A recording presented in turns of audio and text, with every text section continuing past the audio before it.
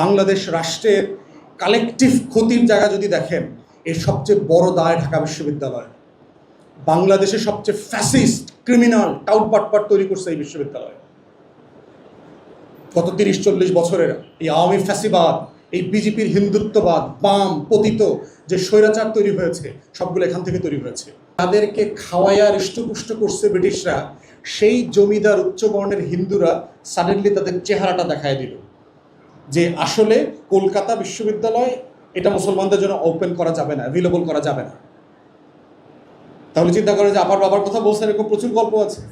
বিশ্ববিদ্যালয় আবেদন করেছে, হচ্ছে না, রেজাল্ট পাচ্ছে না, ভর্তি পরীক্ষায় নাম আসতেছে না।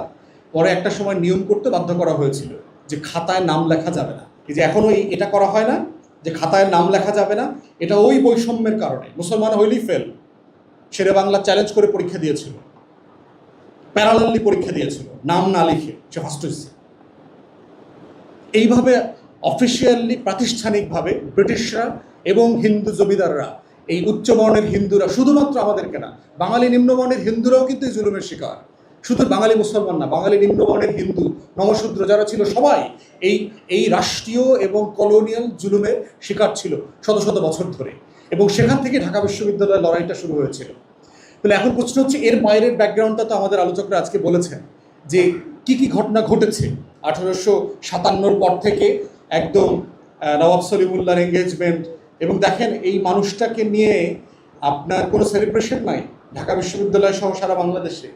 যেই লোকটা 650 একর জমি দান করছে এই ঢাকা বিশ্ববিদ্যালয়, বুয়েট মেডিকেল, তারপরে হচ্ছে শাহবাগ টাকাবাগ, পার্ক টার্ক, আশেপাশে যা আছে, এতিমখানা, মাদ্রাসা, সব কিছু মিলায় 650 একর। হিস্টোরিয়ানরা লিখেছেন, the richest man in Bengal died in debt. তার মৃত্যুর পরে যে বাংলার সবচেয়ে ধনী মানুষটা ঋণগ্রস্ত অবস্থায় মারা গেলেন। কারণ ঢাকা বিশ্ববিদ্যালয়ের জন্য টাকা তুলতে তুলতে তিনি ঋণগ্রস্ত করতেছেন, কারণ ব্রিটিশরা টাকা ছাড় করতেছে না। হিন্দুদের প্রেশারের কারণে ব্রিটিশরা প্রজেক্ট ডিলে করতেছে, কোনোভাবে পিছায় দেওয়া যায় কিনা। এবং কলকাতায় ভাইসরয়ের টেবিলে উনি লাঠি দিয়ে বাড়ি দিয়েছিলেন যে how long you should continue.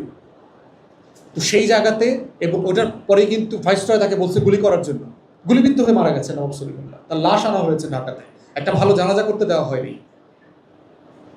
গত আমলে দেখছেন না বিরোধী দলের রাজনৈতিক নেতাদেরকে কিভাবে রাতের আধারে রাত 2টার সময় 3টার সময় নিয়ে দাফন করছে, একই রকম।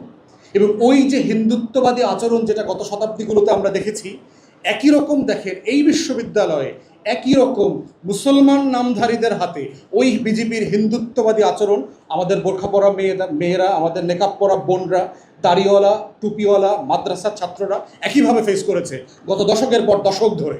একইভাবে সেই হিন্দুত্ববাদী ফ্রেমে মুসলমানের লড়াইয়ের ফলের যে বিশ্ববিদ্যালয়, সে বিশ্ববিদ্যালয়কে ট্রিট করা হয়েছে ও এখনও করা হচ্ছে, ট্র্যাকিং করা। বাংলাদেশের সোকল পতিত বাম রাজনীতি যারা করে, যারা কলকাতার আর দিল্লির গোলামি করে, বাংলাদেশে চিন্তার দাসত্ব করে, বিজেপির রাজনীতি করে, ওরা আসলে হিন্দুত্ববাদী বিজেপির রাজনীতি করে। বাংলাদেশে আওয়ামী লীগ, জাতীয় পার্টি এবং যারা বামপন্থীরা আছেন, তারা কখনোই মুক্তির লড়াইতে দেশের সাধারণ হিন্দু, সাধারণ নবশূদ্র, সাধারণ সনাতনী পরিবার, সাধারণ বাঙালি মুসলমানের হয়ে লড়াইটা করে নাই। এজন্যই তাদের লড়াইটা কবরস্থ হয়ে গেছে, একদম ব্যাপকভাবে কবরস্থ হয়ে গেছে। তাই আজকে এইটা আমাদের হিস্টোরিক জায়গা থেকে আমাদেরকে কানেক্ট করবার যেমন জায়গা আছে, নতুন করে কিন্তু কিছু প্রশ্ন তোলার জায়গা আছে। আজকে কি কারণে ঢাকা বিশ্ববিদ্যালয় রেলেভেন্ট? কালকে চোখ বন্ধ করে চিন্তা করেন তো, ঢাকা বিশ্ববিদ্যালয়টা শাটডাউন করে দেওয়া হলো, দেশের কি ক্ষতি হবে? চিন্তা করছেন কখনো আসলে প্রয়োজন আছে কিনা এরকম একটা বিশ্ববিদ্যালয় থাকার? সে আসলে কি পারপাস সার্ভ করে? সে আমাকে রাষ্ট্রকে কি দেয়? সে যা দেয় তা দিয়ে কি আসলে এই রাষ্ট্র ফাংশনাল কিনা? এখানকার গ্র্যাজুয়েটরা কি গত 50, 60, 70 বছরে যা প্রডিউস করেছে, এ দিয়ে রাষ্ট্রের লাভ বেশি হয়েছে না ক্ষতি বেশি হয়েছে? বাংলাদেশ রাষ্ট্রের কালেকটিভ ক্ষতির জায়গা যদি দেখেন, এর সবচেয়ে বড় দায় ঢাকা বিশ্ববিদ্যালয়। বাংলাদেশের সবচেয়ে ফ্যাসিস্ট ক্রিমিনাল টাউটবাটপাট তৈরি করছে এই বিশ্ববিদ্যালয়। গত 30-40 বছরের এই আওয়ামী ফ্যাসিবাদ, এই বিজেপির হিন্দুত্ববাদ, বাম পতিত যে স্বৈরাচার তৈরি হয়েছে, সবগুলো এখান থেকে তৈরি হয়েছে। এখনো শিক্ষকদের একটা বিশাল অংশ হচ্ছে এই মুসলমান নামধারী হিন্দুত্ববাদী অমিত শাহ। ওর পুরো আপাদমস্তক 3.5 হাত, ওর নাম শুধু মোহাম্মদ, ওর নামে আবদুল্লাহ আছে, কিন্তু চরিত্রের ভিতরে হেমন্ত, শুভেন্দু অধিকারী, অমিত শাহর চরিত্র দেখতে পাবেন। প্রতি পদে পদে ওর চরিত্র আছে। এটা এখনও সেই হিন্দুত্ববাদী ক্যারেক্টার ধারণ করে। আজকে এত বড় একটা ঘটনাটা, মাননীয় প্রধান অতিথি ধান কাটতে কাটতে এত ব্যস্ত, তিনি আজকে আসতে পারেন নাই। ধান কাটা ভিসি না, ওনার সময় নাই বিশ্ববিদ্যালয়ের এই বিষয়গুলো আলাপ তোলা। এবং এই হিন্দুত্ববাদী শিক্ষকরাই বিশ্ববিদ্যালয়ের রিসার্চের জন্য বাজেট দেয় না, পরিকল্পিতভাবে দেয় না।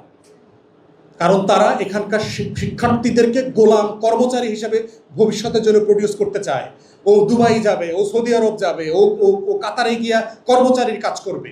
ও যেন ইন্ডাস্ট্রিয়ালিস্ট না হইতে পারে, ম্যানুফ্যাকচারার না হইতে পারে, গবেষক হইতে না পারে, ও যেন নোবেল পুরস্কার না আনতে পারে, ও যেন দুনিয়া বদলায় দিতে না পারে। এইরকম গোলাম ছাত্রছাত্রী আমি এখান থেকে প্রডিউস করব। কাগজ দিব, চোতা দিব, কিন্তু ওই চোতার ভিতরে কোনো দক্ষতা থাকবে না, শুধু থাকবে বেকারত্বের অভিশাপ। পরিকল্পিতভাবে আমাদের শিক্ষা ব্যবস্থাকে ধ্বংস করে দিচ্ছে এই হিন্দুত্ববাদী শিক্ষকরা, যারা আপাত মস্তক চরিত্র হচ্ছে এক একটা হেমন্ত এবং শুভেন্দু অধিকারী, যাদের এই ইতিহাসের সাথে কোনো কানেকশন নাই, যারা আসলে ইতিহাসের এই লড়াইটা বোঝে না যে বিশ্ববিদ্যালয়টা আসলে কিসের লড়াই।